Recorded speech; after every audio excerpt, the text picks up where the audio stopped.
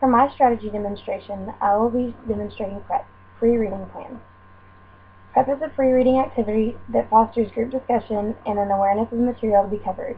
The teacher introduces an important concept from the material to be taught, and the students share what they know about the concept. PreP proceeds in 3 phases. In the first phase, the teacher introduces the concept by inviting the students to share anything that comes to mind when they hear the word or concept given by the teacher. Second, the teacher asks the students to share what made them think of their responses. This gives the students the opportunity to see the connections between their background knowledge and the new material.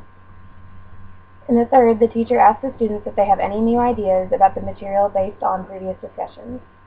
This gives students a chance to revise previous responses or to add new thoughts on the topic.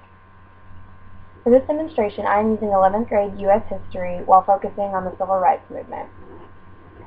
For this, I plan on using words that are simpler in the beginning and introducing harder words later. The words that I have chosen are diversity, racism, nonviolent protest, segregation, integration, and interracial. At the beginning, I'll use the simpler words and then build up to the harder ones, so that way I'm able to have all the students interact with one another and get all the thoughts throughout the process. And the advantage of this is that I can customize for individual needs.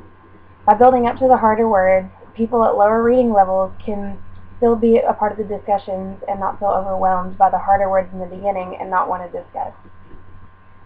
I will also make sure that all the students participate in this activity by asking the students that have not answered their opinions, so that way they all get a chance and they all get to hear each other's thoughts.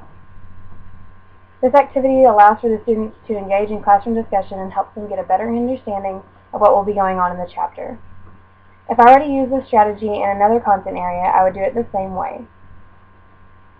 The words I have chosen are some of the words that are key terms in this chapter of Civil Rights Movement, and then some aren't. This way, whenever they come up to those words later in the chapter, they'll be able to see the words and the definition and get a better understanding of them. This also makes it easier to memorize them when it comes to test time, and they'll be able to recall them. If I were using this in another content area, it would be just as easy, and I think that any grade level could use it. I plan on teaching family consumer sciences, and I think it would be a great way to learn concepts before a lesson.